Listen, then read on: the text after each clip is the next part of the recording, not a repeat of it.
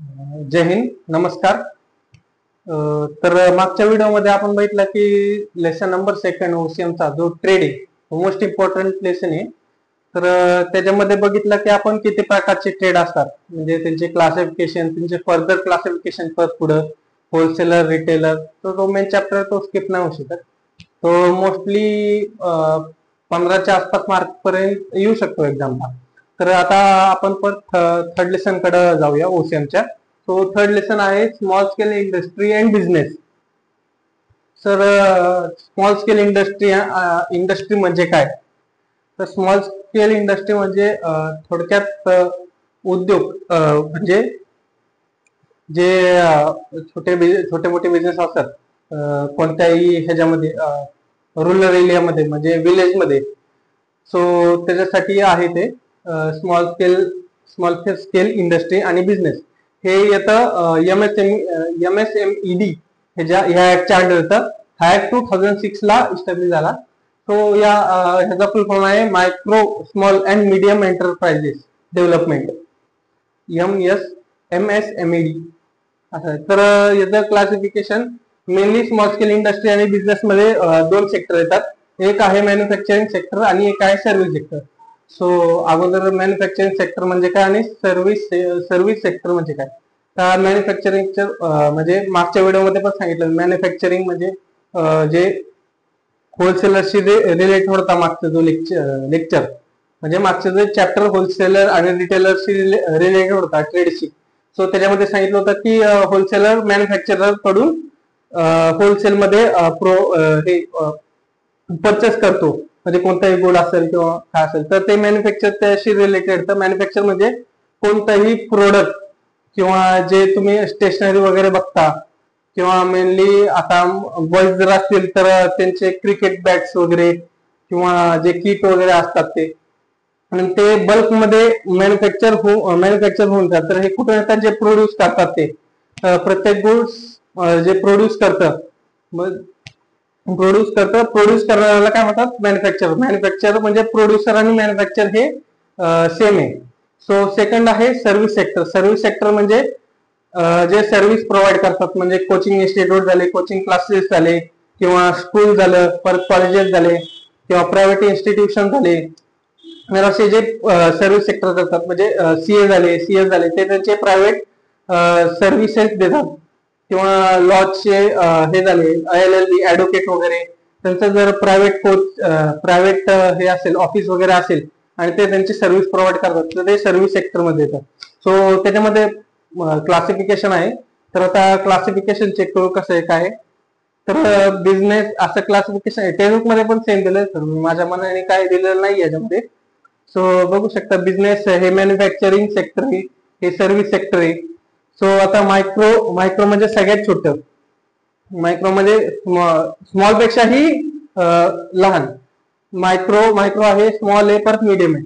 So micro मध्ये manufacturing इंडस्ट्रीमध्ये लेस than 25 लाखची जी कोणती इंडस्ट्री वगैरे असेल किंवा बिझनेस वगैरे असेल मॅन्युफॅक्चरिंग मध्ये, तर तो मायक्रो मध्ये येतो. आणि सर्व्हिस सेक्टर मध्ये लेस दॅन 10 लाखची जर कोणती सर्व्हिस सेक्टर देणारा इन्स्टिट्यूशन असेल किंवा दुसरं कोणतंही असेल, म्हणजे जे सॉफ्टवेअर डेव्हलपिंग कंपनीज वगैरे करतात, सो ते लेस दॅन 10 लाख असेल तर ते मायक्रो सेक्टर याच्यामध्ये येतं. म्हणजे सर्व्हिस सेक्टरचं 10 लाख आहे आणि मॅन्युफॅक्चरिंगचं 25 लाख आहे. सो त्याच्यामध्ये आता स्मॉल मध्ये जर गेलं पुढं, बिझनेस मध्ये स्मॉल मध्ये गेलं तर मोर दॅन 25 लाख, म्हणजे 25 लाख पेक्षा जास्त आणि 5 CR पेक्षा कमी. सो मोर दॅन 25 लाख आणि लेस दॅन 5 करोड. सो हे झालं मॅन्युफॅक्चरिंगचं. आणि इकडं आहे बघा सर्व्हिस सेक्टरचं. सो मोर दॅन 10 लाख आणि लेस दॅन 2 करोड. हे सगळं येतं स्मॉल बिझनेस मध्ये. सो मीडियम बिझनेस मध्ये येतं मोर दॅन 5 करोड, हे मॅन्युफॅक्चरिंग साठी मोर दॅन 5 करोडचं आणि लेस दॅन 10 करोड. जर ह्याच्यामध्ये कोणता बिझनेस असेल मॅन्युफॅक्चरिंगचा तर तो मीडियम बिझनेस मध्ये येतो. आणि सर्व्हिस सेक्टर मध्ये जर म्हणतात तर मोर दॅन 2 करोड आणि लेस दॅन 5 करोड. ह्याच्यामध्ये जर कोणता बिझनेस असेल जे सर्व्हिस रेंडर करतात त्यांच्या क्लायंट्सला वगैरे, तर ते मीडियम बिझनेस मध्ये येतं. तर पुढे बघू त्यांचे क्लासिफिकेशन आहेत. Classification of small scale industry म्हणजे ट्रेडिशनल, एक दोन मिनिटं. सो एक आहे बघा ट्रेडिशनल स्मॉल स्केल इंडस्ट्री आणि मॉडर्न स्मॉल स्केल इंडस्ट्री.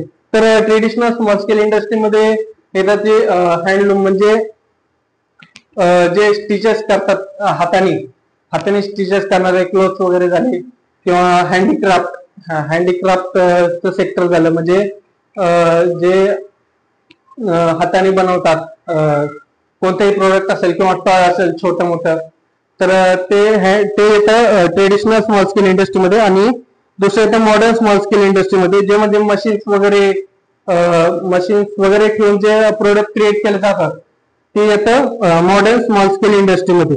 तर ह्याच्यामध्ये आहे एलएसए मध्ये जास्त असं म्हणजे हे नाही एलएसए मध्ये एवढं वास्ट, जसं ट्रेड होतात लेसन नंबर सेकंड, तर त्याच्या एवढं वास्ट नाही म्हणजे जास्त डीप मध्ये जाण्याची गरज नाहीये. एक आहे इम्पॉर्टन्स, त्याचे स्मॉल स्केल इंडस्ट्रीचे इम्पॉर्टन्स, ऍडव्हान्टेजेस आणि चॅलेंजेस. तर इम्पॉर्टन्स मध्ये काय सांगू शकाल की जॉब ऑपॉर्च्युनिटी काय आहे किंवा तिथलं रिजनल बॅलन्स कसा आहे.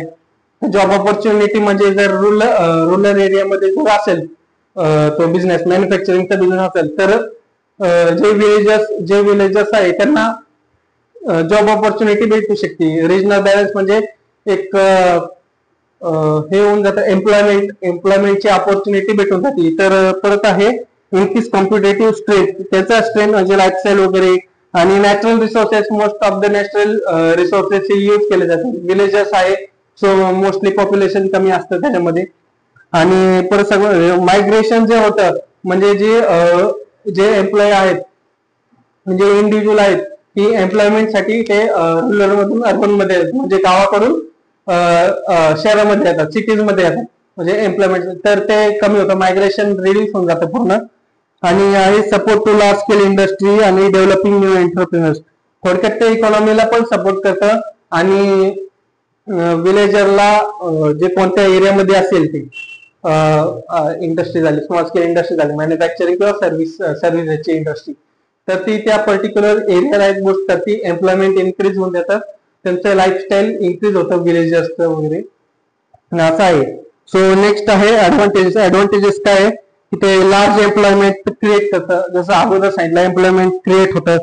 तर कॅपिटल रिक्वायरमेंटची कमी असते, कारण म्हणजे कॅपिटल जे इन्व्हेस्टमेंट असतं कॅपिटल ते पर्टिक्युलर सेक्टरसाठी, मॅन्युफॅक्चर असो किंवा सर्व्हिस असो, तर त्यासाठी रुरल एरियामध्ये हे कमी लागतं कॅपिटल.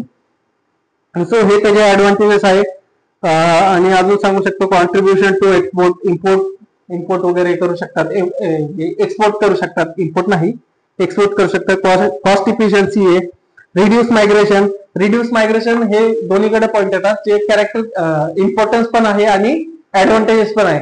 सो असे काही पॉईंट्स आहेत की जे दोन्हीकडे ऍप्लिकेबल होऊ शकतात, म्हणजे ह्याच्यासाठी पण इम्पॉर्टन्स मध्ये पण आणि ऍडव्हान्टेजेस मध्ये पण.